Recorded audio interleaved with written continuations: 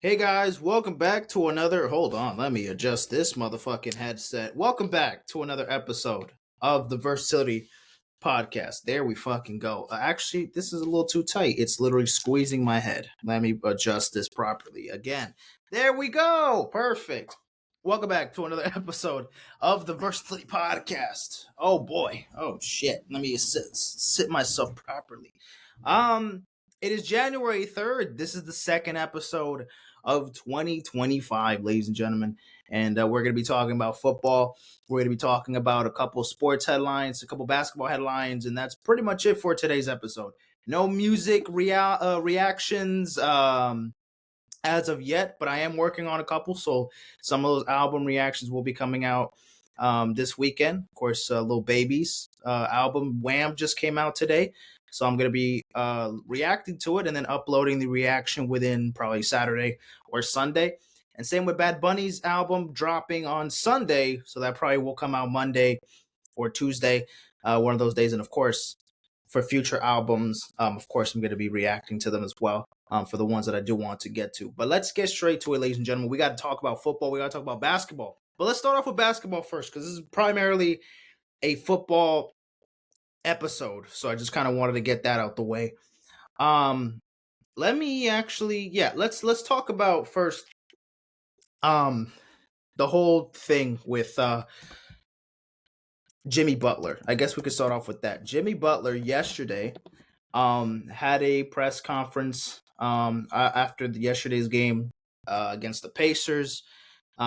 He had 27. He had 9 points, four assists, 2 rebounds, and played 27 minutes yesterday's game, and a 13-point loss to the Indiana Pacers. And today it was announced that the Miami Heat has suspended Jimmy Butler 7 games after continuous news conference saying that he decides that he is basically tired of playing for this program or tired for playing for this franchise and just is open up and is willingly to get traded and is basically already admitted that he is wanting to get traded. That he does not really want to be in Miami anymore. He's been frustrated with what Pat Riley has come up with instead of extending him for another contract. And it just looks like they're not on board. And Jimmy Butler is obviously frustrated. And I think it was the right move for um, the Miami Heat to suspend Jimmy Butler. I think 7 games is maybe a little excessive. I don't know. I don't know about 7 games. I think that's a little crazy. Like it says here that we have suspended Jimmy Butler for 7 games for multiple instances of conduct detrimental to the team over the course of the season and particularly the last several weeks. So again, through his actions and statements, he has shown that he no longer wants to be a part of this team. Jimmy Butler and his representative has indicted that they wish to be traded, therefore we will listen to offers. So I mean, that's insane. Like I've never seen somebody literally get suspended because he willingly admitted that he does not want to be on the team. It's usually obviously a very personal thing for this man to expose how he's really feeling about being on this franchise, being on this team, and how he's just kind of letting it all rip. I mean, he's literally saying it in press conferences. You gotta there's a standard, there's a level of professionalism in the NBA that you have to meet, and in sports in general. You can't just go out there on a press conference, especially after a loss, or whatever, and just say that you don't want to be a part of the team because it basically is quitting on your team, and it's just essentially just getting the easy way out for you to leave. And I mean, not only you're gonna be traded at some point because I mean, at this point, it's confirmed that this man's not gonna be on the Miami Heat anymore. But at least this man is gonna. I mean, I don't know if is this man even gonna be still on the roster for this Miami Heat team even after the suspension for 7 games. I feel like probably during those 7 games they're gonna have to find a way to take him somewhere else, or will they trade him after the suspension? I am not sure. But it sucks, man. This is a really bad fallout for Jimmy, as he's been, a lot for this Miami team. I mean, this whole part of the decade, this whole decade, this 2020s, he's gotten us to the finals twice. He's been a huge leader for this team in multiple playoff runs. I mean, without Jimmy Butler, we wouldn't have made those finals twice. We wouldn't have made the conference finals and beat the Celtics multiple times. We wouldn't have played against the Nuggets or the Lakers in the finals. So, um, Jimmy was the heart and soul of this Miami team, even though in the regular season he would just kind of be this standard player, wouldn't really particularly be an all-star level caliber player throughout the regular season. And then we would just kind of half-ass the regular season and pull in for a 7th or for an 8th seed. Or sometimes we get in for the play-in tournament, so we stay at the 9th or in the 10th seed. And then eventually we sneak our way into the playoffs, whether we're a play-in team or we're an 8th seed. So we always have to go up against the Celtics, or we always have to go up against the top teams in the first round. And I mean, we were lucky enough to be able to get some finals runs, get some finals appearances, have some good moments for this franchise within the decade. At least making it to the finals twice. Unfortunately, we couldn't come up with a championship in 2020 or in 2023. Because obviously we lost to the Lakers in 2020, we lost to the Nuggets in 23. But I mean, without Jimmy, we would have just been mediocre, and that's about it. We would have stayed mediocre. The thing is that we have talent on this roster, but it just feels like Jimmy hasn't been that player in the regular season, hasn't stayed consistent. Bam also has been very quiet this year. This team is just mid. There's just really nowhere else to go with this team. This team can play good for 2 games, and then they lose the next 3, they win the next game, and then they lose the next 2, and then they win 2 games, and then they lose the next. There's no consistency with this Heat team. It's frustrating to watch at times. Sometimes it's great to watch because, this is my favorite team after all. So I always have some sort of excitement watching this team. But I mean, this team has stayed in mediocrity even when we do make the playoffs. And once it's playoff time, I try not to get my hopes way too high. Of course, I'm still going to root for them even when they do make the playoffs, even if we barely make it in. Just, as a Heat fan, that's just how I'm naturally going to react to. But this sucks, man. This sucks that Jimmy, after all that he's done for the franchise, this is the way that he kind of just exposes the news. I mean, this is something that you don't want to just expose in a press conference. You want to keep this to yourself. You want to keep this between, the owners. You want to keep this between you, Pat Riley, figuring out the differences. And of course, if the deal can't go right, if you guys are both on different sides of the table and you guys can't come up with an agreement, then of course we follow on with the trade. But you just, frustrated with the team and just saying, I'm willingly open to get traded. Basically just saying, I'm out of this bitch. I don't want to be here.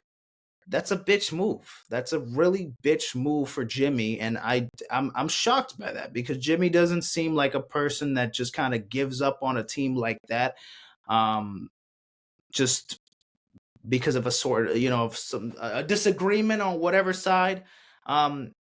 Again, there's been different times that there was a point where he wasn't playing for personal matters, and obviously that definitely had to relate to this frustration. Whether the personal matters was something when it comes to the family, or between all these decisions of him trying to stay in Miami or trying to leave Miami. But I think it's pretty much done. It's a done case. Jimmy's gonna leave. This man's not gonna be here by the end of the season. He's going somewhere else. So that sucks that we're going to lose Jimmy Butler at some point. I don't know if it's going to be after the 7-game suspension, but it's a damn shame that this had to go this way. It sucks. Shit. I mean, what else can we get here from Shams? I mean, he said here that the National Basketball Players Organization will soon file a grievance to dispute the Miami Heat's 7-game suspension of Jimmy Butler, sources tell me, and Adrian Wojnarowski, not Wojnarowski, Windhorst, that grievance process is lengthy, however, will likely not stop the suspension. So, I mean, yeah, it's just, yeah, I mean, he just bitched and complained and cried and just, hey, get me out of here. Now I'm disappointed in Jimmy. I would not have expected him to act like that to get out of the team. I would have thought it would have been a little bit more professional of him to speak out, keep this privately, and figure out what ultimately your decision was going to be. But now this is up to the franchise's hands, and of course you're gonna get what you want, but it just doesn't come off as a good good look at you. You just bitched and complained, and then they released you, because why would they? Well, now the Miami Heat, now that his teammates look at him like he just gave up on us. So unfortunately, after all that he's done for the Heat for these 5 seasons that he's been here, I believe 5-6 years. Has it been 5 years with the Heat? I think so. It just sucks that now all of a sudden it's just it's done. The period is done. It's over for Jimmy Butler, for Jimmy Buckets, for the Miami Heat for 2025. Now, that's not exactly what I was hoping for to start the year. Unfortunately, Jimmy Butler's not going to be with the Miami Heat for any longer purposes. But we'll see how the Heat could do without him. We need a superstar. I mean, Tyler Hero, God bless you, man. You're a dog. Bam, I need you to pick things up again. You've been kind of very quiet this year. And there's a couple other guys I like on the Heat team, but other than that, man, we got to make some differences on the Miami Heat team. Pat Riley, you got to blow shit up. Got to find other good players and just keep on building. I mean, we're just a standalone, mediocre, middle of the barrel team right now. And yes, we might make the playoffs because the Eastern Conference isn't as loaded as the West. When it comes to the level or the amount of great teams in the Western Conference compared to the East, it's pretty varied. I mean, the best teams in the East, it's really just the Celtics, the Cavs. The Sixers are not threats this year. They're literally not. The Pacers are kind of in between, kind of half ashes, out of whatever. The Hawks, they're kind of in between. Like, it's really just between the Cavs and the Celtics really fighting for really championship contenders coming out the East. While the West, it's fucking loaded. It's loaded. You got Denver. You got you got OKC. You got maybe not Minnesota playing the way Minnesota's playing right now, but Minnesota is definitely up there. You got Houston, they're a young team, but still they're playing good. Memphis, if they could stay healthy, they're a dangerous team. So there's a lot of teams that could definitely. Golden State, who knows? Golden State could be deadly. Who knows? So yeah, unfortunately, that's the case for Jimmy Butler there. But all right. Bryce James, the second son of the GOAT, LeBron James, he has officially committed to Arizona University. This man is going to be playing at Arizona starting next season. Once he obviously graduates high school this year in 2025. He is 17 years old. He turns 18 by the time it's the draft. June, when is the draft? When is the NBA draft in 2025? Is there a date for it yet? I don't think so. Is there a date? There's no date for the draft just yet, I believe. Is there? The NBA draft is whenever the fuck. I'm guessing, yeah.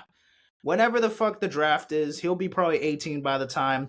Well, obviously he's not gonna go and enter the draft. I'm just saying that I'm just trying to. It's June 14th. His birthday's around draft time. Obviously he's gonna go to Arizona. Play for a year in college. Maybe, I don't know. Maybe 2 years at least. But we'll see. I have a lot of potential for Bryce. Maybe a little bit more than Bronny. I'll be honest with you. Hopefully we get to see a lot more for Bryce in Arizona, because we didn't really get to see much of Bronny when he was at USC. Shit. So he's going to Arizona, after he finishes his senior year at Sierra Canyon, goes to Arizona, and next college basketball season, we got Bryce James to look at. My goodness, bro. And if he plays for one more year and he gets drafted in 2026, oh my goodness, man. LeBron could be fucking playing with Bryce and Bronny at the same time. Who knows? Who knows? At this point, anything could happen for the GOAT. Anything could happen for the GOAT. So yeah, shout out to Bryce James, who's going to Arizona. So congrats to him. Now, let's get to ESPN. Let's talk about these college football games, ladies and gentlemen. So let's start off with the games. Starting off in December something, I forgot. Yeah, all these games. I think the last games I stopped were December 26th. So these were the last games I ended up stopping at. So Toledo, they win the Sports Bowl 48-46. Kansas State, they beat Rutgers 44-41. Arkansas State defeats Ventures Bowl. They win the Ventures Bowl 38-31. Then we got Syracuse winning the Holiday Bowl, Navy winning the Armed Forces Bowl, as they should. Vanderbilt winning the Birmingham Bowl, Arkansas winning the Liberty Bowl, USC winning the Las Vegas Bowls. Now, mind you, I was in Columbia, so I didn't get to see most of these games.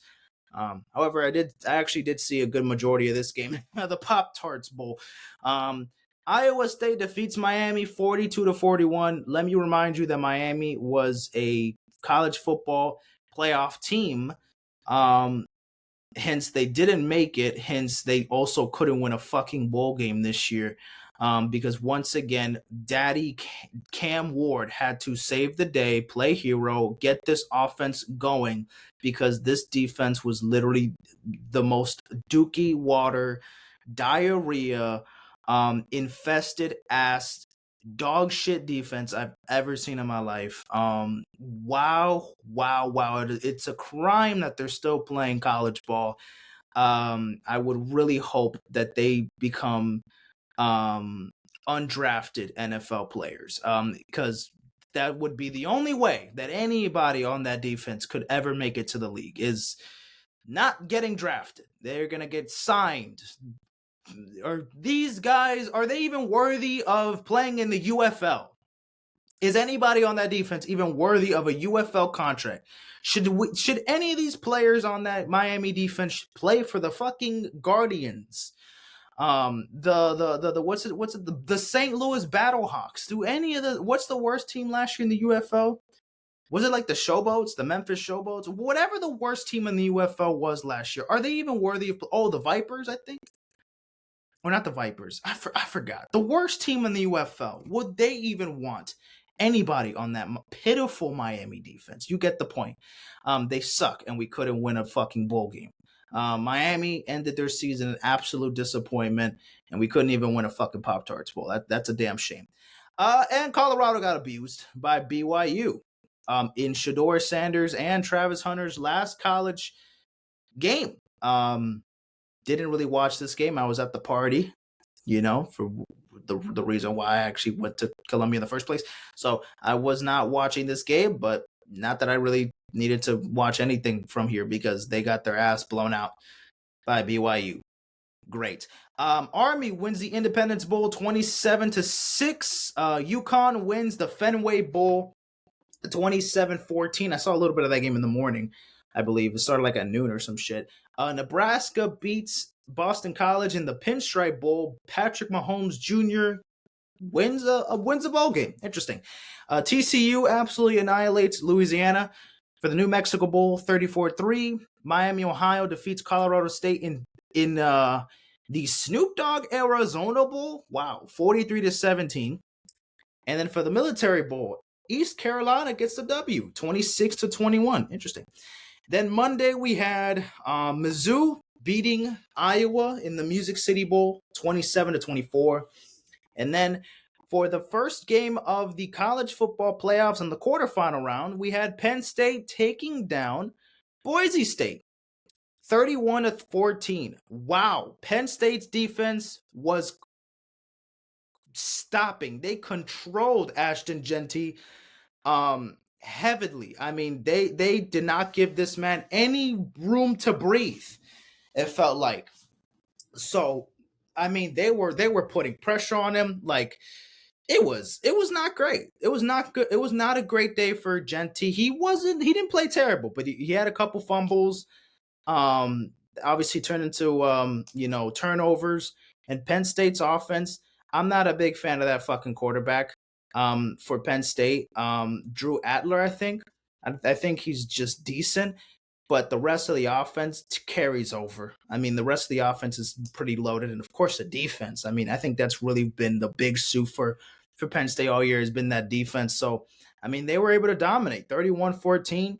I thought Boise State were going to pull something through with Genti. I thought he was going to be able to break that Barry Sanders record, but no, Barry Sanders stays alone. He will remain having that record. So Genti, you've had a great year, but unfortunately, it's going to fall short. Well, I mean, he's just going to commit to the draft, and we'll see where he ends up getting taken in the NFL draft later this year.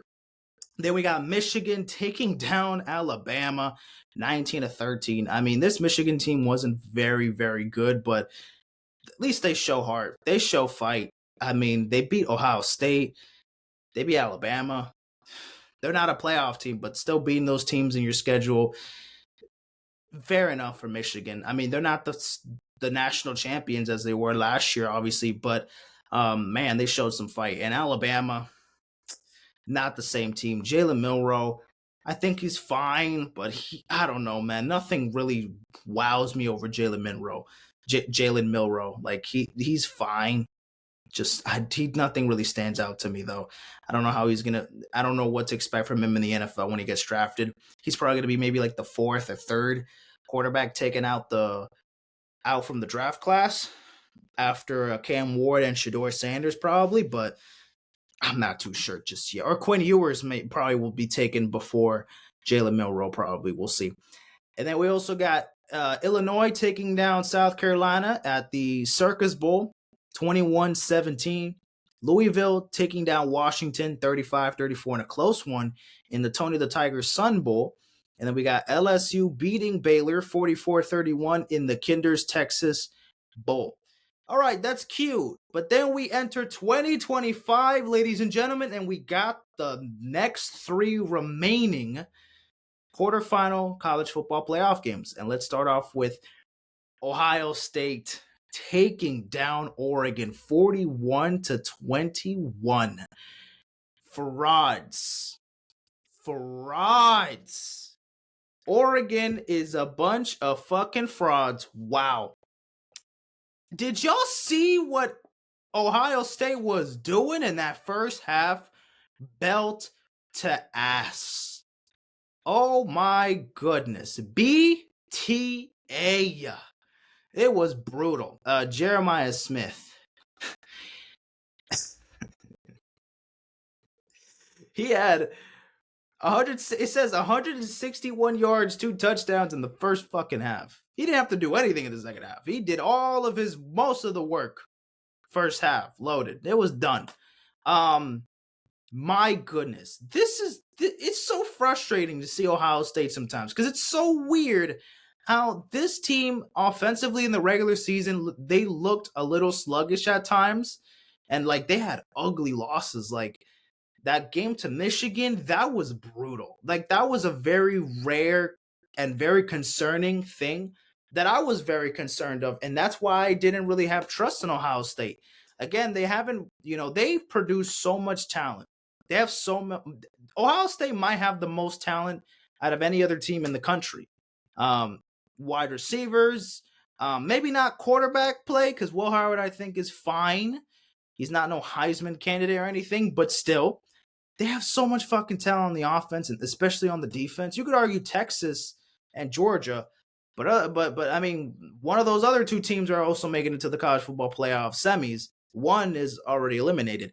However, Ohio State, like they have a complete team. They have a complete roster. It's just sometimes they just don't play like it. But man, they again belt to ass to the number one team in the country, to Oregon, who what the fuck happened? I mean, they had like 3 weeks of rest pretty much. And like, what did they do in those practices? Like, damn, they put up 21 points, most of that production in the second half. I mean, the fact they were able to score a garbage time touchdown late in the second quarter to end the first half, I mean, was something, I guess. But man, and Dylan Gabriel, he's not that good. I'll be honest with you, man. He was carried because of the offense, because they would put up a lot of points, and the defense was also pretty good. But the weapons around Dylan Gabriel really helped his ass out, and especially since he was not a game changer here. And of course, shout out to the Ohio State defense, because I mean, basically shutting down Oregon even for a half. Even though they didn't, yes, they allowed 8 points in the second quarter, whatever, but still dominated this game. It was something that Oregon was able to find the end zone a couple times, but it looked like it was going to be a fucking shutout for a little bit. It looked like this was going to be an ass whooping of a generation. But the first half, it was set in stone. The Oregon couldn't do much in the second half. It was too much. It was too much for Oregon. So Oregon, a bunch of frauds. They lost in their first playoff game. They went 13-0 just to lose in the first round, or in their first playoff game, in the first 12-team playoff bracket. So yeah, Oregon, you fucking disappointed a lot of people. I didn't have them in the national championship, but I did have them winning this game, so they let me down. But you know what? Shout out to Ohio State. I doubted them. Ryan Day, gotta give him credit. I gotta give him credit. After that Michigan loss, I was just like super off and super suspicious about this man even getting a playoff win, and now he's in the college semifinals. 2 more wins, he can win the national championship, and I can't say shit about Ryan Day. So I don't mind being proven wrong. But Ohio State, these last 2 games, they've dominated. They might look like the best team remaining. Out of the 4 teams that have advanced, I think Ohio State might be the one team that looks unstoppable. Because doing this to Oregon is not fucking easy, clearly, because the other 13 teams couldn't do it. And especially since the last time that they played against Oregon, it was a close game, and they lost by 1 point. So it was a battle the last time they played around. But this one, it was an ass whooping. It was an ass whooping. And then we got Texas taking down Arizona State 39-31 in double overtime. Yeah, Texas was whooping that ass. I mean, they were up by 2 possessions, whatever. 17-3 by the end of the first half. Then Cam Scatterbo from Arizona State, who's the second best running back in the nation, 30 carries, 143 yards, 2 touchdowns, had an incredible second half, was able to force overtime in this game. But then eventually they went to overtime back-to-back in Texas. I mean, Arizona State, they had this game on lock, but then they had to force Texas on a 4th down. If they couldn't convert the 4th down, the game was over. They were only a 4th down stop away from winning this game and beating Texas. But obviously, Texas were able to tie the game, force a double overtime, and then take the lead in double overtime after they got the first possession in second OT, and then they were able to get a stop for Arizona State, and then eventually Texas won the game in easily the best college football playoff game in the whole bracket so far. This was the best game. This obviously went to double overtime. It was close, back and forth, even though it looked like after the first half, it looked like Texas was going to run through this bitch. But Arizona State, they fought in that second half, and Cam Scatterbo, he was frustrated. He looked like a complete mess in the first half. In the second half, he was like, oh, wait, I'm him. And then he took over. But shout out to Arizona State. I mean, there were again, I'll just get to this in a second. So yeah, shout out to Arizona State. But let's talk about the last college football playoff game. Notre Dame taking down Georgia 23-10. This game was supposed to be on Wednesday. This is supposed to be the last playoff game on Wednesday. But unfortunately, we have a bunch of fucking idiots who decided, or we had one person who was an absolute scumbag and decided to commit a terrorist attack in the streets of New Orleans on New Year's Eve. Which unfortunately 10 people lost their lives and others injured in a very scary situation that happened in New Orleans a couple days ago. And yeah, the game was postponed until January 2nd. It was postponed to the next game. Obviously, people were scared to go to the game, to be around the area where the terrorist attack happened. Yeah, what an awful way to start 2025 with that incident. I'm also seeing a bunch of airplane like accidents and crashes going on. I don't know what the fuck is going on with 2025. Man, we're having a lot is happening. It's only the third day of the year. I'm seeing a lot of bad stuff over good stuff at the moment. I know we're always going to see the bad stuff. It's normal, that's life. But my goodness, can we breathe in the year first? We haven't even finished a week yet, and I'm already seeing this. This is ridiculous. This is ridiculous, man. So I want to mourn, and obviously pay my respects and condolences to those victims who were murdered in a stupid and a senseless terrorist attack that happened by Bourbon Street in New Orleans. And for the people who are going to be traumatized for that, that's something that unfortunately they're going to have to stick with and have to relive for the rest of their life. Man, it's just insane. It's insane that people want to be idiots. And man, the alleged victim that caused it is shot and killed. So there's that, I guess. But there's no true justice, because innocent people's lives were taken. So there isn't that you can't take that back. Unfortunately, you can't take that back. So that was a bummer, and that was obviously um super devastating to see. However, back to the game. Notre Dame, they took this game 23-10. They took this shit 23-10. And yeah, Georgia offensively, you couldn't do much. Carson Beck,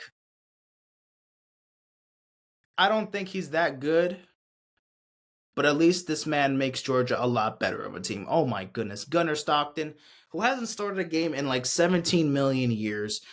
He looked like this was his first game he's ever started in. Didn't play phenomenal.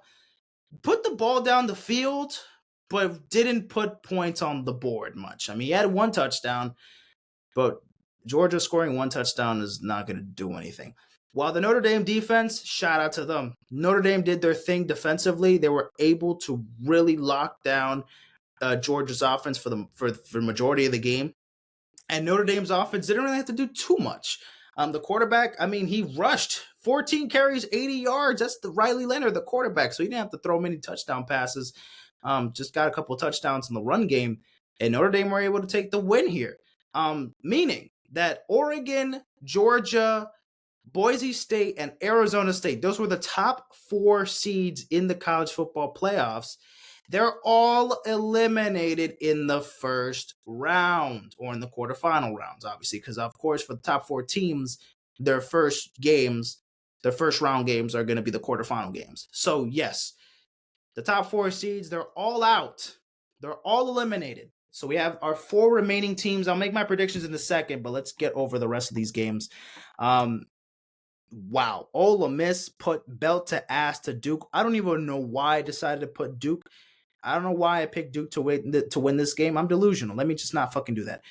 And then today there was this game, the First Responder Bowl. Texas State, they defeated North Texas. And then right now it's halftime for Minnesota versus Virginia Tech in the Mayo Bowl. In the fucking Mayo Bowl. Interesting. Now, tomorrow there's one more bowl game. There is the Bahamas Bowl between Buffalo and Liberty. I think I have Liberty winning this one. But now, let's talk about the 2 semifinal games. Notre Dame versus Penn State. This is going to be the Capital One Orange Bowl. I might have to go with Notre Dame here. I'm really liking what I'm seeing from Notre Dame. I like Penn State a lot, but after that loss to Northern Illinois, Notre Dame has literally dominated. They've dominated, and they've played phenomenal. Both sides of the ball. They have a quarterback who's, I think he's pretty good. I think he's pretty good for the most part. I trust him more than I trust Drew Aller a little bit. The run game for Notre Dame is good with that Love running back, right? You see him, 148 yards, 16 touchdowns, over 1,000 yards rushing. And the defense has been very fucking good too. So I think Notre Dame, they could really make something happen. Also coaching, Marcus Freeman, who's has been a great coach for them as well. He's been there for the last couple years. That last season was kind of a disappointment for Notre Dame, but this year it looks like they could be having a good chance of being national champions. They have a good opportunity here, and they're going to be here in Miami, at the Hard Rock Stadium, to have a chance to be playing in Atlanta for the national championship. So I'm going to go personally. I'm going to pick Notre Dame to win over Penn State. That's just my opinion, but Penn State, we'll see what y'all can do here. And then this game, this might as well be the national championship game if it isn't already. Ohio State versus Texas. This is going to be the Goodyear Cotton Bowl Classic game. Wow, at this point, I don't know. I'm gonna probably stick with Texas just so I could stick with them. I had Texas winning the national championship if Georgia didn't make the national championship. My picks were Texas, then Georgia, then I would have said Oregon, and then maybe Ohio State or Penn State. I'm gonna stick with Texas, but low key, I kind of want to change my pick to Ohio State. I think I'm gonna say Notre Dame versus Texas. That's my final decision. But I will not be surprised if Ohio State makes it. If Ohio State beats Texas, if it's Ohio State versus Notre Dame, I'm picking Ohio State. If it's Notre Dame versus Texas, I'm picking Texas. How about that? That's that. And if Penn State wins, if it's Penn State versus Texas, I'm picking with Texas. And if it's Ohio State versus Penn State, then I'm going with, I guess, Ohio State. Fuck it. I might be Ohio State fan because LeBron is a fan of Ohio State. Fuck it. You know what? Let me just go with Ohio State at this point. I don't give a fuck. Texas, prove me wrong. I might have to say Notre Dame, Ohio State. We'll see. Notre Dame, see what y'all could do here. That's my national championship picks. Notre Dame versus Ohio State. And then I might have Ohio State winning it all. But Texas, I might pick y'all first. So don't let me down there.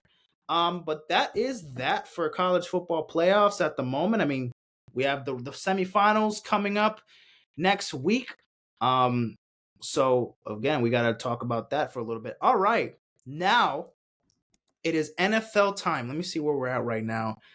37 minutes. Okay, we're not doing so bad. So yeah, I already talked about the Christmas games. So I already talked about the Chiefs being the Steelers. I already talked about the Ravens being the Texans. The Christmas games were pretty boring. Blowout and blowout. Talk about a boring fucking game was this one. Wow. What a battle this was. The Seattle Seahawks beat the Bears 6-3 in an absolute classic Thursday night football game. Wow. No words to describe this game. This was awful. Seahawks, they won. Hooray. Yay. They won. I don't know what else to say, y'all. I'm just going to move on. All right, now let's talk about the first game of the Saturday triple headers. We got, why the fuck did my shit just go off? Let me just get off and get back on. Okay, you know what? I'm just going to put another game here in the background. Let me put like an NBA game going on. What's Thunder Knicks? Oh, shit. Let me put that shit on right now. Yes, sir. Knicks up by 6 in the middle of the third quarter. Fire. All right. Yeah, not going to talk much about this game because I only saw like the last couple minutes of the game when the game was already decided. Yeah, the Chargers, belt to ass against the New England Patriots, 40-7 for the LA Chargers to secure a playoff berth, defeating the New England Patriots. So the Patriots, yeah, they're 1-6 at home. The Chargers 5-3 on the road. Yeah, the Patriots had no fucking chance. They had no chance. The Chargers, they came into play to win, to clinch a playoff berth. They're not winning that division because the Chiefs are way too fucking good, but they could at very least make some action in January, see if they can make any noise in the postseason. So yeah, shout out to the Chargers, Jim Harbaugh. I mean, my goodness, already switched. I mean, last year they were like what, like 5-12 or some shit like that. They were bad. They were not a good team last year, and boom, here they are. Jim Harbaugh comes in, and competent coaching leads to playoff success. Maybe that's where we're at right now. That's where we're at right now. And oh shit, that's where we're at right now. So yeah, we'll see what the Chargers can do there. But I'm super excited to see what the Chargers can do in the playoffs. We'll see. Now, let's talk about another team.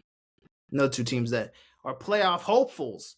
But we got the Denver Broncos losing to the Cincinnati Bengals in overtime, and the Bengals get the win 30-24, excuse me. And the Bengals stay alive for the playoffs. They need a couple of other things to go their way, and then they're a playoff team. I'll explain the situations in a little bit. When we look at the playoff, let me put up the playoff picture just so I don't forget. I'll do that like right after I'm looking at the I'll just pull it up there afterwards. Organized. Get the fuck out of here. No. Yes, the Bengals. They win. This is a back and forth game. The fourth quarter was back and forth. The Bengals got a late lead in the fourth quarter, but then the Broncos tied it with a clutch throw from Bo Nix all the way to Marvin Mims in the end zone with like 7 or 8 seconds left in the fourth quarter to force overtime. A bunch of 3 and outs in overtime, a missed field goal by the Bengals kicker. What was his name? It's not McPherson. It was Cade York. He missed a field goal attempt that obviously could have clinched, who would have iced the game, would have won the game for the Bengals. But then fortunately the Bengals defense, they were able to pull and they were able to stop the Broncos offense in overtime to keep getting the Bengals offense a chance to go down the field and put some points. So obviously this is after the last 2 drives. Each of them had like 3 drives in overtime. This was like a late overtime game. This is about to go to a second overtime, if anything, almost. And then eventually Joe Burrow to T. Higgins for the late touchdown and for the game-winning touchdown to give the Bengals the win. 412 yards, 3 touchdowns for Joe Burrow. Joe Burrow absolutely should deserve some MVP love, MVP conversation. Yes, Josh Allen's been phenomenal. Yes, Lamar Jackson has been great, and those are the main guys that we're going to talk about in the MVP discussion. And shout out to fucking Saquon Barkley, obviously, because they all deserve some MVP love. But if that record was a little bit better than 8-8, and Joe Burrow had the same stats, Joe Burrow may have taken this MVP already. He would have probably had this in the bag. But the record obviously isn't as sexy as, the Ravens or even as the Bills, especially the Bills record. I mean, the Bills have the better record out of all the MVP candidates right now, over Saquon, over Lamar, and obviously over Joe Burrow. But still, the Broncos, they control their own destiny. They still, even despite the loss, they still have a chance to make the playoffs. All they have to do is beat the Chiefs. All they have to do is beat the Chiefs. I know that sounds crazy, but all they have to do is beat the Chiefs at home. Kansas City, they're resting their starters, so there won't be no Mahomes, no Kelsey, none of that. It's going to be Carson Wentz versus Bo Nix. So if the Broncos can beat the Chiefs with no Patrick Mahomes at home, they can clinch a playoff spot. And then Cincinnati, bye-bye. Next season, you will try again. And Miami, bye-bye. Next season, you can try again. But if Kansas City wins, bye-bye Denver. Bye-bye Denver. And then Cincinnati or Miami, depending on the results of those 2 games, one of them is going to take that 7th seed, and they're going to be playing Buffalo in the second round, or in the wild card round in the playoffs. So yeah, Bengals, they stay alive. Broncos are still alive as well, but they just got to get that win. But they've blown 2 opportunities. So they can't fuck up again. They cannot fuck up again. Then there was this game. I didn't see this game, so I'm not going to talk much about it, but it looked like a boring game offensively. The Rams, they beat the Cardinals 13-9. I didn't watch the game. I just knew that Kyler Murray threw a game-losing interception and the Rams, they were able to clinch the division. So the NFC West champions belongs to the LA Rams. The Cardinals, obviously, they were eliminated last week when they lost to the Panthers, or 2 weeks ago when they lost to the Panthers. So their season has been done. So the Cardinals just playing to end their season off. Shout out to Trey McBride. He got his first touchdown of the season in week 17. But shout out to him. Shout out to him. Rams, they're a playoff team, and they clinched the division. So let's see what the Rams could do in January in the postseason. We'll see. Belt to ass. That's what I like to see. Belt to motherfucking ass. The Philadelphia Eagles put on a clinic against the arch nemesis Dallas Cowgirls, 41-7. Did I have to mention no Jalen Hurts in this game? No. No Jalen Hurts in this game. Saquon motherfucking Barkley, MVP conversation. Has to. Top 3 MVP. Don't give a fuck. Kenny Pickett had 143 yards, a touchdown. Saquon had 31 carries, 167 yards in this game, and he surpassed the 2,000 yards rushing. This is, I believe, he's the 8th or 9th player in NFL history to achieve 2,000 plus rushing yards in a single season. Now, unfortunately, he will not be playing in Week 18 against the Giants, his former team, to break Eric Dickerson's record for the most rushing yards in a season. So unfortunately, we're going to be robbed of greatness and history. Why? I don't know. That's kind of fucking petty on who's really deciding that. But nonetheless, Saquon, phenomenal season. And well, clearly, the Cowboys didn't even show up. They didn't even show up. They didn't play. They didn't feel like playing this game. They had no pride. The Cooper Rush looked like dog shit. Shout out to Rico Dodwell. He looks like a good stud for he looks like the running back for the future for Dallas. He's 23 carries, 104 yards because Ezekiel Elliott wasn't doing shit, and he got cut by the Cowboys again. So yeah, not a great year for the Dallas Cowboys. So it was nice to see that we were able to beat the Cowboys twice this year. Phenomenal. I love it. Thank God. Thank goodness. But the Eagles, belt to ass to the Dallas Cowboys.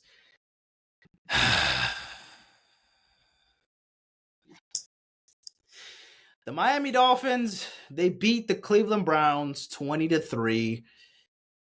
Tua was not playing in this game. Tyler Huntley, or Snoop, as that's how he goes for. That's his nickname.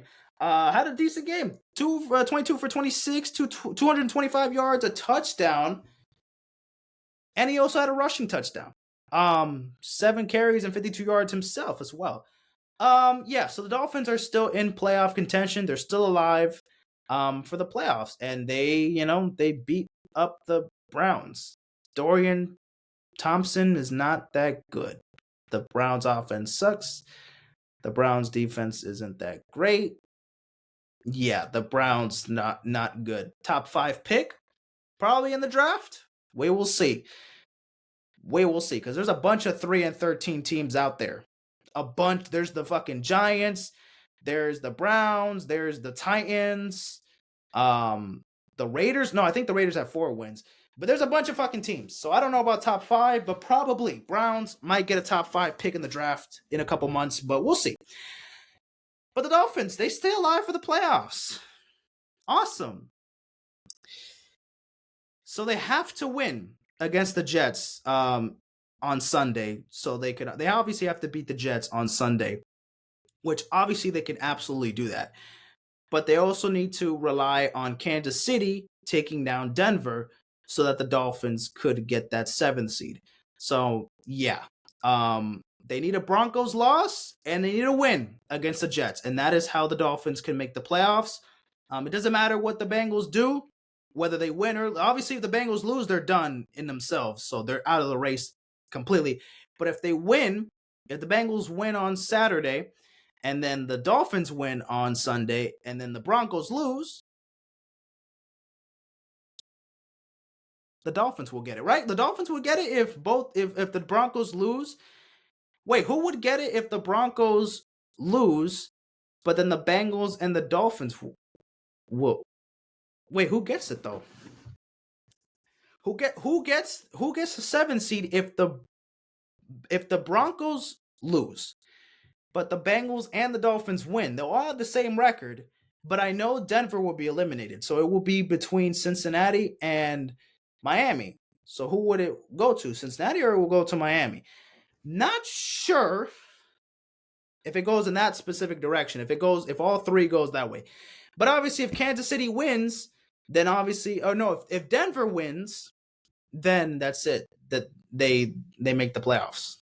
That's it. All they have to do. Denver, all they have to do is win, and the Dolphins and the Bengals are done. That's it. All they have to do is the Broncos win against the Kansas City Chiefs, and bye-bye Miami, bye-bye Cincinnati. That's pretty much all they have to do. So at this point, I'm kind of waiting for Broncos to win because, look, even if we do make the playoffs, if the Dolphins do get the 7th seed, we have to go up against the Bills in the first round because they clinched the 2 seed. They clinched the 2 seed, so we would play in Buffalo in the wild card round again, just like we did a couple years ago. And this time, we probably, most likely, won't have Tua playing. Why? Because Tua is actually not going to be playing on Sunday. Tua is not going to be playing on the season finale this year. It's going to be Tyler Huntley yet again at quarterback against the Jets. And if we do make the playoffs, he's most likely going to be the starting quarterback again if we do play the Bills in the wild card round. I'm sorry, I don't want the Dolphins to make the playoffs only to get fucked by the Bills in wildcard week in the cold where we suck. Like, no. I'm sorry. We're not going to do that. We're not going to do that. And I know we won in Cleveland where it was relatively cold and it was rainy and it was a messy game. I don't give a fuck. No, we're not going to beat Buffalo in Buffalo this year. I'm sorry. And I know that people, but we almost won against the Bills a couple years ago when we had Skylar Thompson as quarterback. Yeah, you think that's going to happen again, buddy? I would love to have as much pride in this Dolphins team this year that we can make the playoffs and win a playoff game, but that just sounds so much to me. But if we do make the playoffs, and if we do beat the Bills in the wild card round, we would have to go up against Kansas City. We would have to go up against Kansas City in the divisional because we would be the lowest remaining seed. So we would have to play Kansas City at Arrowhead in the divisional if we beat Buffalo in Buffalo. Shit, if it's Chiefs, Dolphins, divisional round weekend, I'm going for the Dolphins. Fuck it, I'll be honest. Because we won a playoff game. We made the playoffs, and we won a playoff game against a top-tier AFC, a Super Bowl contending team. Fuck it, I will take it. If the Dolphins can make the divisional round and go up against the Chiefs, I will pick the Dolphins to win that game. Absolutely. And even if we lose that game, which most likely we probably will if we get to that point, I'll be fine. I'll be satisfied for the season because at least if we beat the Bills in the playoffs, that will give me hope for the future. That will give me hope for next year that we could actually do something. And that's if we lose with Tua or without Tua. It doesn't matter. If fucking Tyler Huntley beats Josh Allen, you don't think we can do it with Tua? Of course. So look, I want to be delusional and I want to have support for this dog. I took the fucking poster because I just kind of gave up on the year, and again, I'm excited for next season as a Dolphins fan. I'm excited for next season. I am not going to let myself get disappointed this year if we don't make the play. If we lose on Sunday, I won't be surprised. I won't be surprised. But I just want to know that that's just most likely what's going to happen. That's what most likely is going to happen. So, Dolphins, you win against the Browns. Congrats. But, whatever. Whatever. Okay.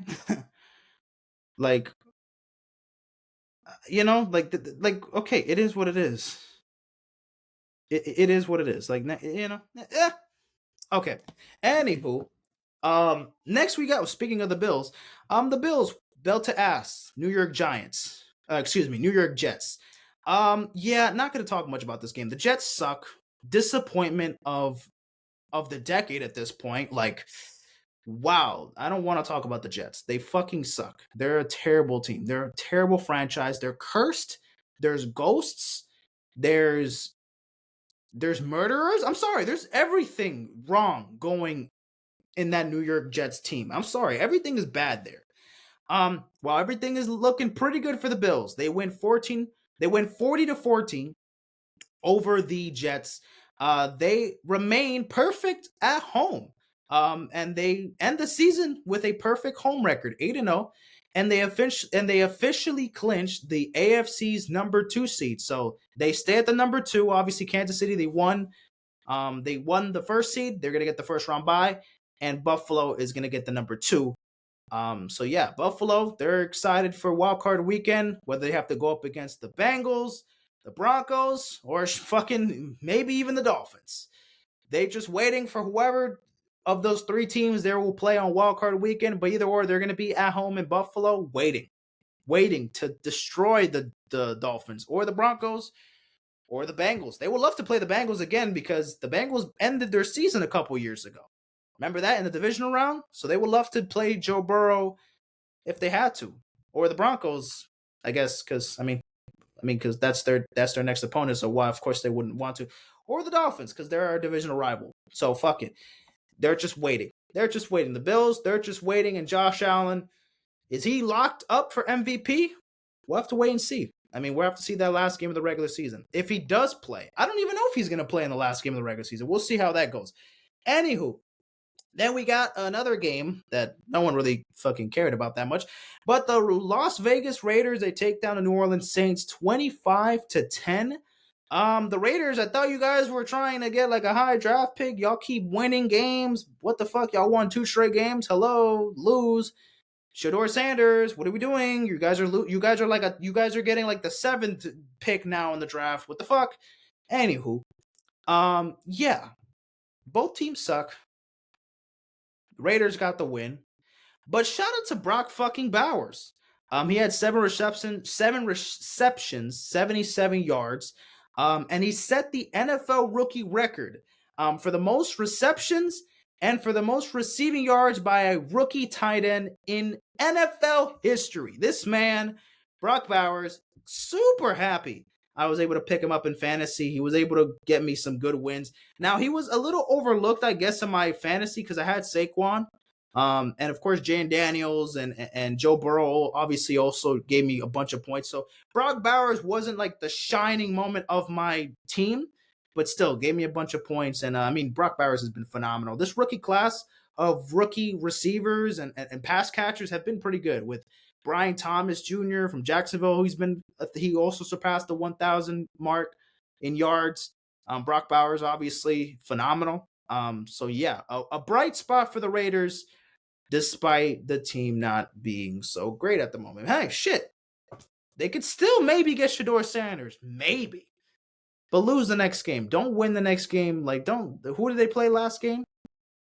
They play against, I believe, the Chargers. You just lose to the Chargers, bro. Whatever. Just, who cares? They're trying to get a top 5 pick. They would have to. They want to get Shador. They want to get Cam. They need a quarterback. They need a fucking quarterback. So they need to lose. They need to lose that last game for sure. No doubt. And the Saints, they're going to be stuck in mediocrity, I guess. Wow. So this fucking happened. The Giants, they beat the Colts. Wow. 45-33. Yeah, this is the Giants' first home win of the season. They were 0-8. They were 0-8 prior to this game at home, and they got their first win at home. They also didn't score more than 30 points in a game this entire year until they played against the Colts. Drew Lock was the quarterback in this game, and you would have thought Joe Flacco, he was going to ball out against this Giants defense. Oh, no. The Colts put up 33 points, and I'm not surprised about that. The Giants defense was not good at all this year. But wait, the Giants putting up 45 points? Excuse me? 40 fucking 5 points? Oh, no. Who the fuck saw this shit coming? Oh, no. That's ridiculous. That's fucking ridiculous. Who the fuck expected the Giants to put up this many points is beyond me. Absolutely not. Did not expect that at all. But man, the Giants has officially ended the Indianapolis Colts season. The Colts, all they needed to do is win this game, and they would have still been in contention for the playoffs for the 7th seed in the AFC. So they would have still been in that race with the Bengals and with the Dolphins and with the Broncos.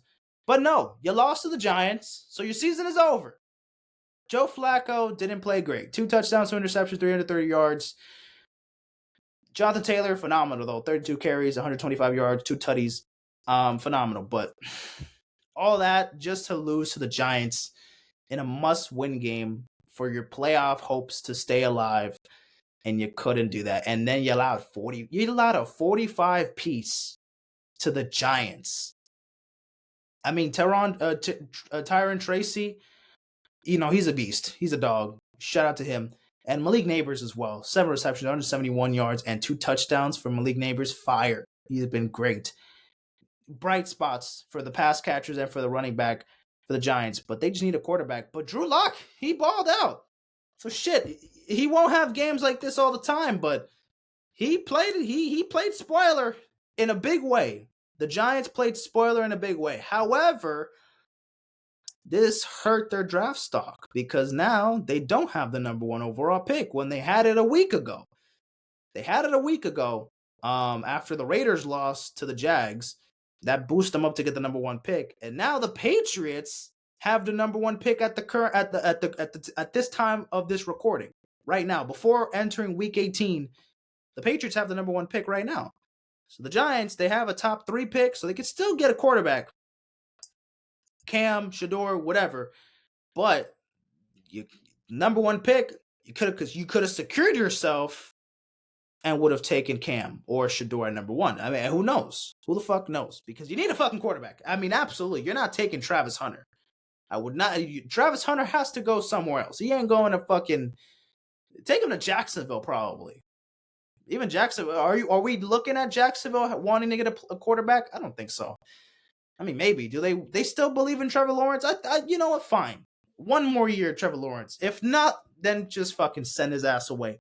But yeah, the Giants looking for a quarterback in the draft. But fuck it. They wanted to have a little bit of fun before the season ended. So they decided to end the Colts season. Even though the fans were not very happy that they won the game. But hey, you can't convince these players to just not play and lose intentionally. Like you can't expect that. That's up to management, and that's like, no. These players, even though they fucking couldn't do shit this season, you can't just expect them to just intentionally lose. I'll pay you an extra. No. They want to go out there and play. So let them do it. That's their job. Anyways. Wow. Speaking of a team that went out to fucking play, Baker Mayfield, my goodness, 27-35, 359 yards, 5 touchdown passes as the Tampa Bay Buccaneers whoop up on the Carolina Panthers 48-14. Mike Evans, 8 receptions, 97 yards, 2 touchdowns. Mike Evans, I think less than 90-ish yards from 1,000 yards for the 12th or for the 11th straight time, for the 11th straight year. There's a chance that Mike Evans could get the 1,000 consecutive receiving yard mark. I'm hoping he gets it in week 18 when they go up against, I believe, the Saints. So I'm hoping he could get it in week 18 for another incentive as well. Baker Mayfield, phenomenal. As the Buccaneers are still alive for the playoffs, obviously still will keep their playoff hopes alive still because the division is still open up. It's a battle between Tampa Bay and Atlanta for the division in the NFC South. So it's going to be all in the hands of week 18. All they have to do is the Tampa Bay Buccaneers. All they have to do is beat the Saints, and that goes to Tampa Bay winning the division. So all that Tampa Bay has to do is win against New Orleans, in New Orleans, I believe, on Sunday, and they clinch the NFC South. And the Falcons, obviously, they will be eliminated from the playoffs. I believe that's the only team in the NFC that's the only NFC thing that's been decided. Yeah, that's the only thing missing in the NFC. There's just the only playoff 2 teams left in the NFC are the Buccaneers or for the Falcons. I think everything else is decided in the NFC. Or no, for the division in the NFC, for the NFC North, that hasn't been decided just yet. So there's a couple things missing. We'll get there. But yeah, Buccaneers whoop that ass against the Panthers. Hey, Panthers, not a good team, but at least showed a little bit of life, a little bit of fight. Maybe not in this game, but this season has been a complete disaster. Yes, not great, not a good team, but hey, there's growth from last season, so we want to see that at least. Ew. Do I have to talk about this game? Jaguars beat the Titans 20-13 in the Shit Bowl Part 2. Because the Shit Bowl last week was or 2 weeks ago was the Jaguars Raiders. Now this is Part 2 of the Shit Bowl. Yeah, the Jaguars, they win against the Titans. They hurt their draft stock a bit. Titans, they're aiming for a top 5 pick in the draft. Both teams suck. Mac Jones looked decent in this game. Brian Thomas Jr., shout out to you, bro. He's been a dog. He's been a dog, being the biggest target on that receiving group this year. Travis Etienne had 15 carries, 49 yards. I mean, there's some weapons here. It's just both teams need a quarterback. Both teams definitely need a quarterback. I mean, Trevor Lawrence, when he's back and healthy, maybe the Jaguars. I mean, the Jaguars didn't look great when Trevor Lawrence was playing either. So I don't know. I feel like we have to give Trevor Lawrence maybe one more year. And if that's not gonna work, then we're just gonna have to move on from Trevor Lawrence. I'm giving Trevor Lawrence one more year because if he is not the guy next year, then we're gonna have to just move on from him because oh boy, like that no. We can't deal with that. So yeah, Jaguars, they beat the Titans. Hooray. Hip hip hooray. All right. Now let's talk about this game. We got the Packers, man, falling short to the Minnesota Vikings. The Vikings, ladies and gentlemen, they win 27-25. They're 14-2, ladies and gentlemen. The Vikings are 14-2. They're 8-1 at home. While the Packers, they fall to 11-5. They're 5-3 on the road. Sam Darnold, 33 for 43, 377 yards, a touchdown, 3 touchdowns, and an interception, but still played a great game, man. This Vikings offense, this team looks good, man. I am so sorry that I doubted Sam Darnold, that this Vikings team, a lot of people thought they were going to be dog shit. I thought they were going to be dog shit. So I must not know ball. I know zero ball knowledge. So again, I was not familiar with your game, Sam Darnold. I thought they were going to plummet at some point in this season. I was kind of hating on the Vikings. I was kind of waiting to see that they were going to kind of fall off a bit, that they're not going to be this team. And low-key, I'm still kind of not trusting them in the playoffs, whether they do win the division, because next week, or in a couple days from now, they have a game against the Lions. That is going to be Sunday Night Football, the last game of the regular season. Whoever wins that game wins the NFC North, and whoever loses that game gets the 5th seed in the NFC playoffs.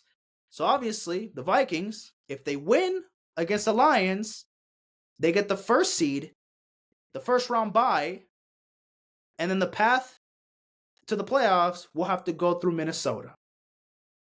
Unbelievable. Oh shit, my shit is at 10%. Let me put this shit in charge real quick. So yeah, it's getting scary. It's getting sticky for the Lions because they've been on top of the division for most of the season.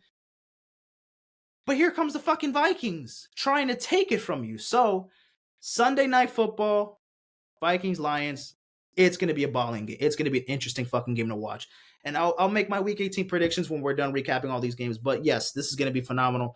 Yeah, the Vikings, they played good. I mean, offensively, defensively, they look great. It was close. I mean, the Packers did not play good in the first half. They came back in the second half and they stepped it up. But man, the Vikings, they just had it through, man. Justin Jefferson's still a dog. Still a dog. The Vikings, man. They're just still proving people wrong. They're still proving people wrong. Don't know what to say. Then we got Sunday Night Football with the Atlanta Falcons going up against the Washington Commanders, with the Commanders taking the win 30-24. in overtime. Wow. What a fucking game this was. This is Michael Penix Jr.'s second career game, his first primetime game, and he was able to get the win against it was against the it was against it was against the Commanders in primetime on Sunday Night Football. And yeah, I mean he was able to play good. He was able to play good for this game. He on fourth and goal, he was able to force overtime. Um and then eventually the Commanders took over, had a couple stops, and then they were able to win in overtime. Jaden Daniels once again dazzles again, as it says in the headline, as Commanders they clinch a playoff spot by beating the Falcons 30-24 in overtime. So yes, they clinched a playoff spot by beating the Falcons. The Falcons are still have a chance to win the division. They need the Buccaneers to lose, and they need to win against the Carolina Panthers on Sunday. So that's how the Falcons can clinch a playoff spot and potentially win the division. If not, well then, yeah, they're gonna need the Bucks. They obviously need the Bucks to lose, and they need to win, because if the Bucks win, and even if they win, that they're done. That they need the Bucks to lose, because the Bucks are what 9-7, and they're 8-8, so they need the Bucks to lose. So yeah, not only just get the win, they need the Bucks to lose as well, so the Falcons can take the division and clinch a playoff spot. But the Commanders, they get number 2 in the end. They stay at number 2 in the NFC East, but they do to get the. I'm charging you, man. Relax. Relax. Jesus Christ, bruh. Okay. Now we got to talk about the Monday Night Football game. Lions versus the 49ers. We got the Lions putting up a 40 burger against the 49ers. I didn't see much of this game. I was out eating dinner, but yeah, the Lions, they beat the 49ers 40-34. The Lions are perfect on the road. They're perfect on the road, ladies and gentlemen. This is a good sign for the Lions.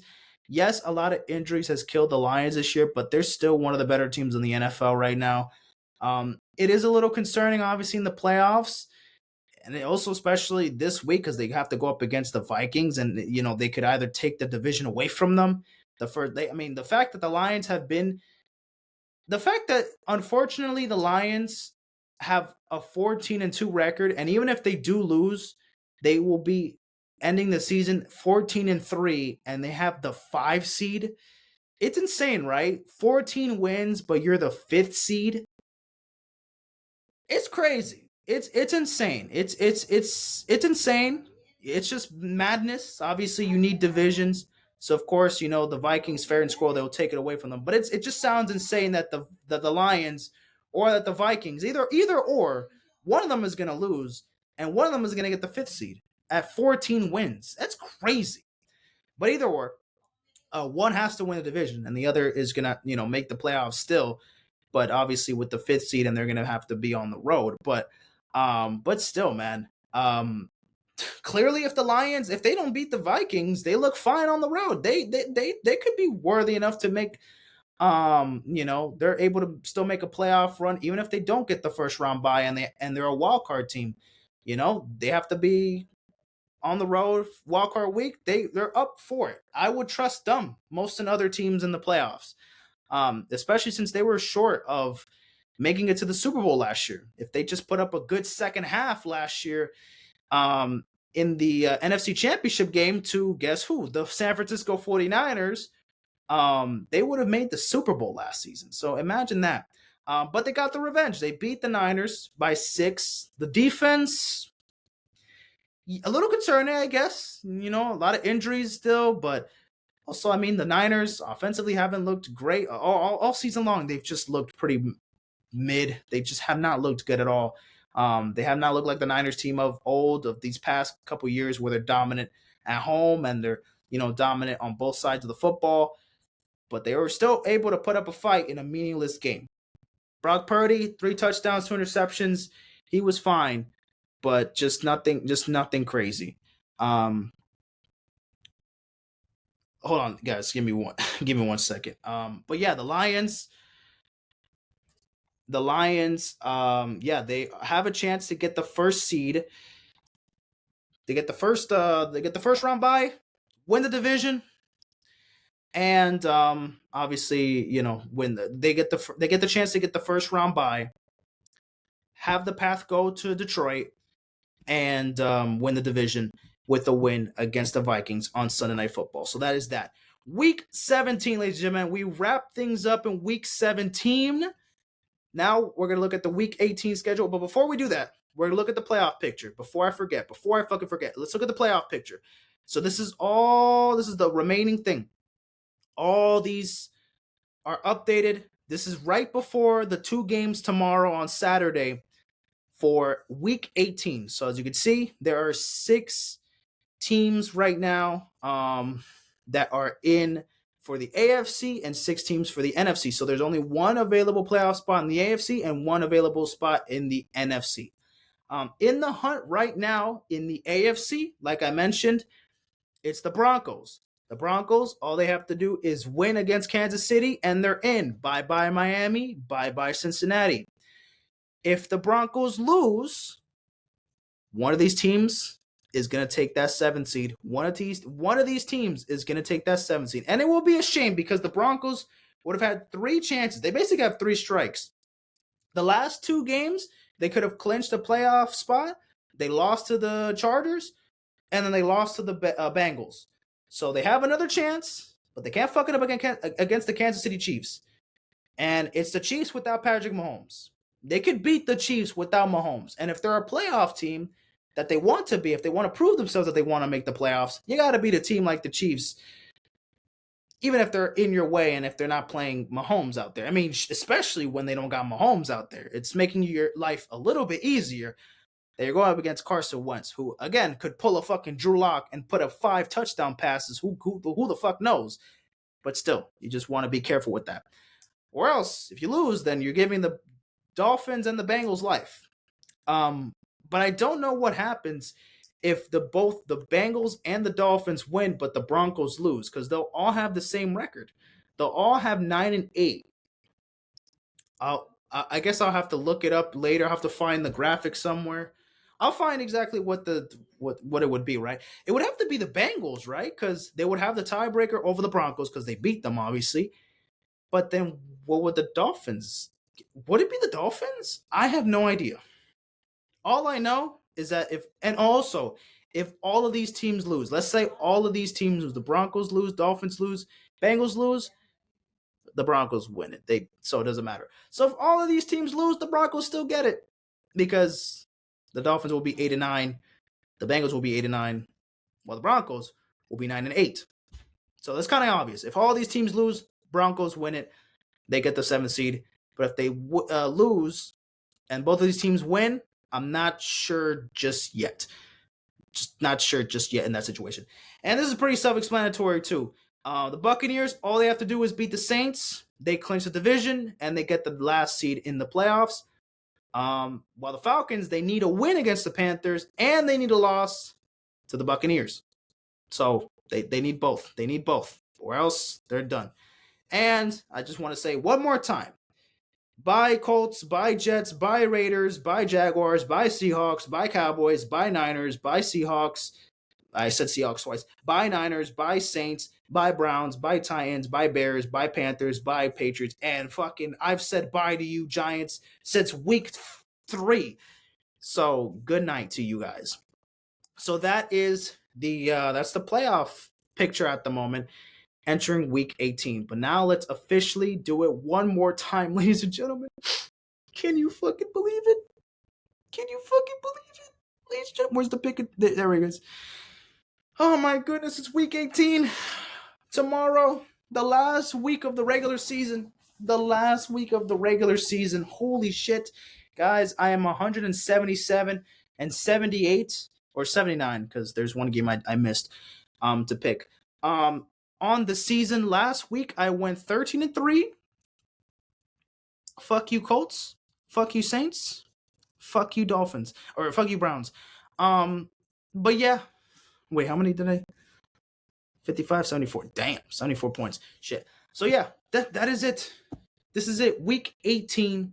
These are my final picks of the year for the regular season. And then we're entering the playoffs. Wow, this season has fucking flew by. This season has flew fucking by. I don't know what to say. I don't know what to say. My goodness. My fucking goodness. But let's talk about the two games on Saturday first. We got the Browns versus the Baltimore Ravens. Give me the Ravens. They're gonna have to. I think they're gonna have to put Lamar Jackson in. The Ravens still need to win this game so they have a chance to win the division. They need to win this game so they can still win the division. Because they're in the playoffs. Obviously, both the Ravens and the Steelers, they're both playoff teams. But the AFC North has still not been decided. So the Ravens win. The Ravens clinch the division. If the Steelers win and the Ravens lose, I believe it'll have to go to, who would it go to? Pittsburgh or Baltimore? Because they'll both be 11-6 if the Ravens lose and if Pittsburgh wins. It will have to go to Pittsburgh because Pittsburgh beat them, but then the Ravens already but it's split though. They both beat each other once in the season. So how will it go? I'm gonna have to. We'll see. Honestly, we will see, y'all. I'm still not 100% on that. But still, Ravens, all they have to do is win, and then they got the division on lock. They clinched the AFC North. But yeah, we got the Bengals and the Steelers next because I got the Ravens being the Browns. Yeah, I mean, the Browns, what the fuck are they going to do? Yeah, Ravens, just win the game so you can win the division, and that's that. However, Bengals versus the Steelers. This is going to be tough because the Steelers need to win this game so they can stay in contention to win the NFC, the AFC South, or the AFC, the AFC North, the AFC North, so they could potentially win that division. While the Bengals, they need to win this game so they can stay alive for the playoffs. I'm gonna pick the Bengals. I'm gonna pick the Bengals to beat the Steelers. I mean, the Steelers have kind of slowed down a little bit. They're on a 3-game losing streak. They lost to the They got their ass whooped by the Chiefs. They lost to the Ravens. They lost to the fucking Eagles. So they've lost to 3 straight playoff teams. So they're proving themselves that the Steelers are they're not heating up at the right time, you know. But if they can beat the Bengals, there'll be a big chance for them to win the division as well. But I think the Bengals, bro, they want that playoff berth. Joe Burrow wants to make the postseason. They have to win this game. I'm going to trust Joey B a little bit more. I'm going to trust Joey B. And the fact that we could potentially have 3 AFC North teams in the playoffs is insane. And the fact that, like, if the Browns, I mean, if they were even still a competent team, they could have been in contention for a while. But obviously, no, that's not the case this season. I got the Bengals beating the Steelers, however. Then next game. The first game's on Sunday. We got the Panthers going up against the Falcons. Falcons, I mean, you want to win this, right? You want to win this. You can't lose to the Panthers here. You want to get a chance to win the division. But if you lose, you're out. You're out of the playoffs, buddy. You're out. You can't lose this game. You can't lose this game. So I could see the Panthers play spoilers, though. I could see the Panthers play spoilers and ruin the Falcons season, but I think the Falcons will take it. They proved me last week that they can fight with the Commanders. Michael Penix Jr., this is going to be his 3rd game, and he already has to, be on his A game because this is a crucial game for him. This is 3rd fucking game, and we're putting him off the... This is kind of crazy. Like, damn, 3rd game, and we already have to rely on Michael Penix to win the game so they can get a chance of making the playoffs and trying to take the division. I don't know, man. It's going to be tough, but I'm going to go with the Falcons. Then we got the Commanders versus the Cowboys.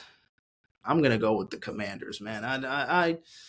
Yeah, bro. There's what the fuck am I going to do picking the Cowboys, man? I'm not picking no damn Dallas Cowboys.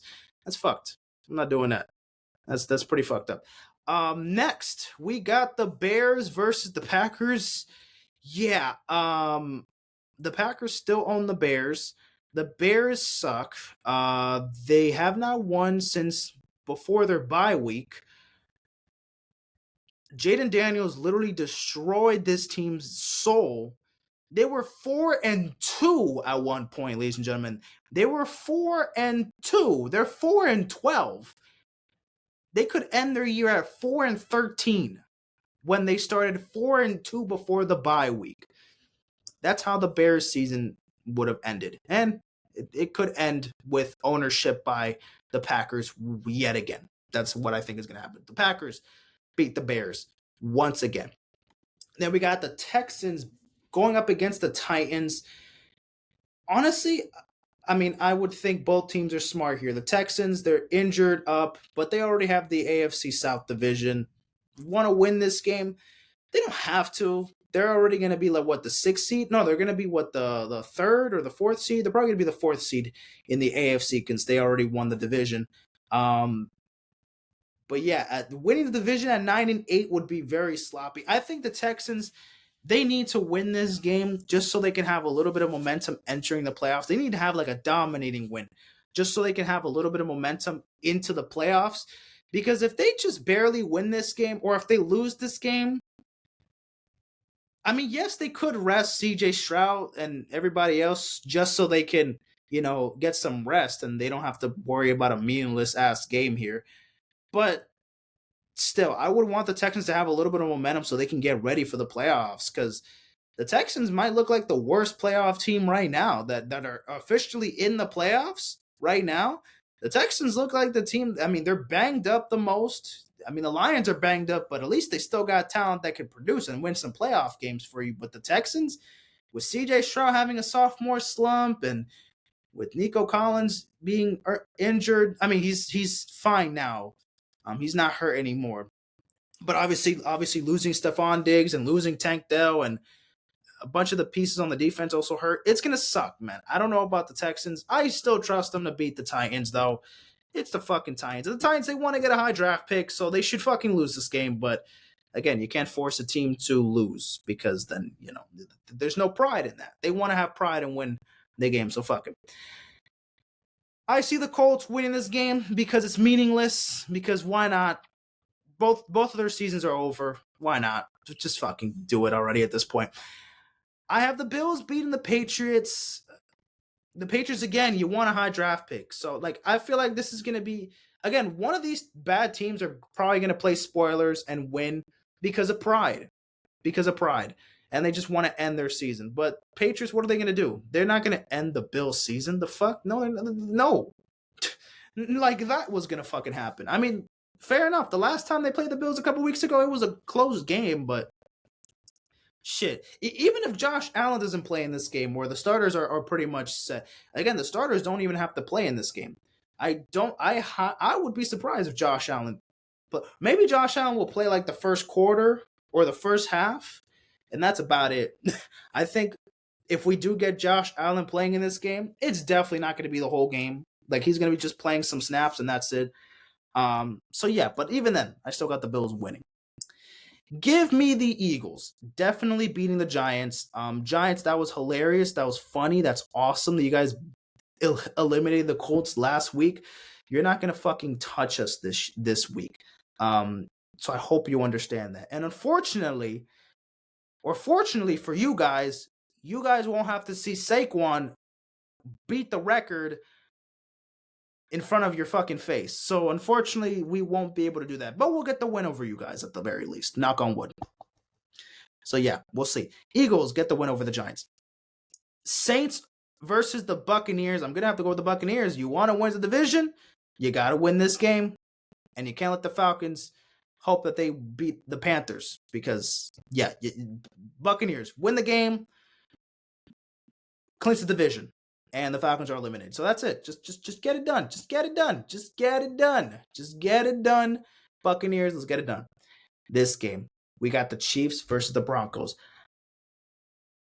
I don't know what I want. Do I want the Chiefs to win even with their starters are rested or are going to rest? No Mahomes, no Kelsey. So they're going to have Carson Wentz out there. I still think they might be able to beat the Broncos. For me, I kind of want chaos a bit. I want the Chiefs to win so like they could ruin the Broncos season and end their year. The Bengals, if they beat the Steelers, I mean, again, if the Chiefs win, the Broncos are done. They're out. The 40-ounce Buffs, they're not going to make the playoffs, and they give hope to the Bengals and the Dolphins. If the Broncos win this game, then the Bengals and the Dolphins are out of the playoffs picture, and the Broncos get that 7th seed. I want a little bit of chaos. I kind of want a little bit of hope for the Dolphins. I'm not gonna. I know I'm going over like my words and my like thoughts. Like I literally a couple weeks ago I was like, this season's over for the Dolphins, but there's still like a little bit of hope at this point now. That like even I feel like the Dolphins now they want to get all of our hopes up, and then now that's when they're gonna fuck it up. But fine, I won't be surprised if that happens. But on paper, I do want to make it seem like the Dolphins. I want the Dolphins to make the playoffs. So fuck it. Chiefs win this game. 16-1 record would be the best record since what, like the Panthers in 2015, I think. They had like a 15-1 record. Yeah, they went to the Super Bowl that excuse me. And they went to the Super Bowl that year. Oh yeah. Yeah, we'll see about that. It's going to be great to watch. Yeah, give me the Chiefs over the Broncos. Chargers, yeah, give me the Chargers over the Raiders. Bye-bye Raiders. Get the fuck out of here. Enjoy the offseason. We'll see how they do in the draft, who they're going to select, but not that they give a fuck much. This season's over for them. Just get this game out the way. Chargers, you can rest your starters. You guys are going to be second in that division. You guys are a wild card team. So it's a matter of seeding and placements, whether you're going to be the 5th or the 6th seed right there. It's in between one of those seeds right there, but we'll see. But the Chargers, they probably will rest their starters. But even then, I still think they could probably beat the Raiders. Next, I got the Seahawks. We got the Seahawks going up against the Rams. I think the Rams might lose this game. I don't know why. Again, they have momentum. The Rams are a good team, and they're getting a lot better. The first half of the season was tough because of all those injuries, and now they're coming back to life, and they've been a very good team in the second half of the year. And they're a sneaky dangerous team because, hey, they won the Super Bowl a couple years ago with almost the same guys and a couple of new additions, Puka Nacua. So this team is ready for a run in the postseason. However, they don't have to. Whatever this game, whatever, it doesn't really matter. They can lose this game to Seattle, but it's gonna be in LA. Fuck it, I'm gonna go with the Rams. I could see Seattle win that game, but Seattle, they're out of the playoffs. They can't ruin the Rams season. The Rams took the division from them, so whatever. They won't really have that much momentum from there, but fuck it. I guess the Rams will take it for me. We got the Miami Dolphins versus the New York Jets. Look, the Jets suck. I can't. I want to pick the Dolphins. If we lose to the Jets, we never, ever, ever, we never should have ever been in contention to meet the playoffs. The fact that the Jets could end our season is crazy. The fact that the Jets could end our season is crazy. But hey, whatever. We had a long run, I guess. We had a good run. Fine. I guess I'll take it. But if we should win this game, even without Tua, we'll see where this can go. So I'll give it the Dolphins. Then we got the San Francisco 49ers going up against the Cardinals. I'm probably going to go with the Cardinals here. Winning against the Niners.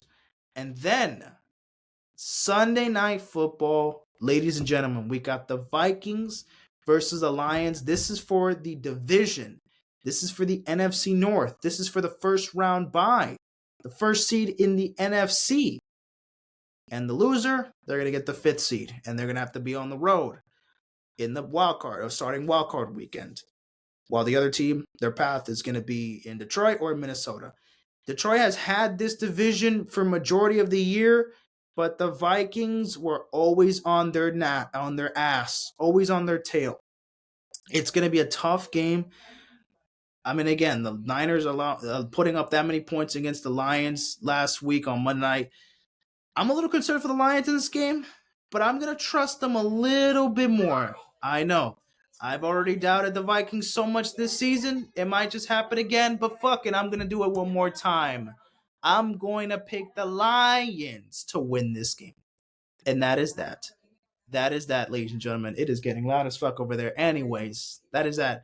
Week 18 predictions in the books. I cannot wait to see how week 18 ends up happening. Can't wait to see what happens if the Dolphins actually make the playoffs, if they get the 7th seed, if the Bengals get the 7th seed. I'll be happy either way. We'll see what happens after week 18. And I'll be back probably Monday. I'll probably be back Monday because all the games will be done by Sunday.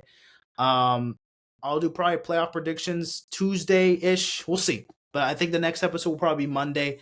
But that is it, ladies and gentlemen. See you guys in a bit. Take care. And peace out, my friends.